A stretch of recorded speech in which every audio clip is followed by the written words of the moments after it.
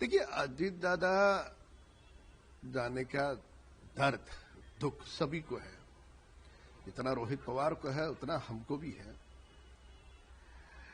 पर इस पूरे प्रकरण में इसकी जांच हो, इसकी मांग सबसे पहले महाराष्ट्र के मुख्यमंत्री देवेंद्र फडणवीस साहब ने की। अब वास्तव में रोहित पवार के पास कोई यदि पुख्ता सबूत है, जानकारी है, तो जांच एजेंसी के साथ साझा करें। क्यों नहीं की उन्होंने उनको जानकारी? क्या जांच एजेंसी ने उनको मना किया? क्या उनकी जानकारी लेने से वे पीछे हटे? इनको जानकारी जांच एजेंसियों को नहीं देनी है, मीडिया के कैमरा के सामने आकर के देनी है। ठीक, एक पत्रकार वार्ता समझी जा सकती है, पर लगातार पत्रकार वार्ता, वो भी ड्रामेटिक तरीके से, इसका कितना समर्थन होना चाहिए या नहीं होना चाहिए, अजीत दादा से प्यार करने वाले महाराष्ट्र के तमाम लोग तय करें। पर इसकी जांच हो, इसकी मांग महाराष्ट्र के मुख्यमंत्री देवेंद्र फडणवीस साहब ने पहले की है। और रोहित पवार इसको ड्रामेटिक तरीके से जिस प्रकार से आगे ले जा रहे हैं, वह महाराष्ट्र के लाखों अजीत दादा को चाहने वाले लोग कभी पसंद नहीं करेंगे। और रहा सवाल कि उनको सिक्योरिटी दे न दे, ये पुलिस का विषय, पुलिस तय करेगी। पर ड्रामेटिक बार बार पत्रकार वार्ताओं का समर्थन अजीत दादा को चाहने वाले लोग तय नहीं कर सकते। महाराष्ट्र में अब चुनाव की मतदाता सूची को लेकर के एसआईआर लागू होगा, उसका हम स्वागत कर रहे हैं। हमने समूचे देश में देखा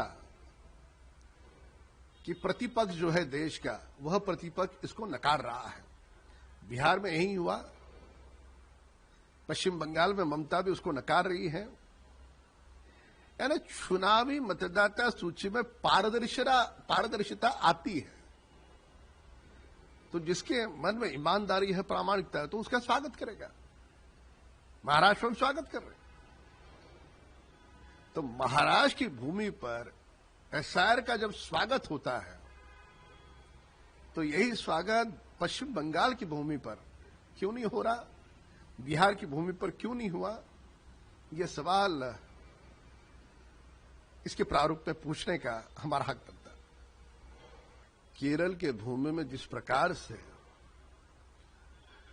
एक धर्म को लेकर के, विशेष तौर पर हिंदू धर्म को लेकर के लोगों को पीड़ित किया गया, प्रताड़ित किया गया, उन पर जुल्म ढाया गया, लोगों के घर में घुस करके उनको मौत के घाट तक पहुंचाया गया, ये सारी कहानी हमने केरला स्टोरी पार्ट 1 में देखी। अब उसका अगला अंश आता है पार्ट 2। इसमें वहां की सरकार को, बाकी लोगों को विपत्ति का कारण क्या है? पहले फिल्म देखो, उसमें कोई आपत्तिजनक अगर दृश्य हो तो उस पर आप आपत्ति जताओ। किसी के आपत्ति जताने से या फिल्म को विरोध करने से वो सच्चाई छुप नहीं सकती। आपने देखा होगा कि 10 दिन पूर्व वहां के राज्यसभा के सांसद, उन्होंने किस प्रकार से अपनी हकीकत बयां की, किस प्रकार से वे जब जवान थे तब उनके दोनों पांव काट दिए गए। अब उनकी कहानी लोगों के सामने आई, पर ऐसी अनगिनत कहानियां हैं जो पूरी तरह से अभी भी लोगों को पता नहीं है।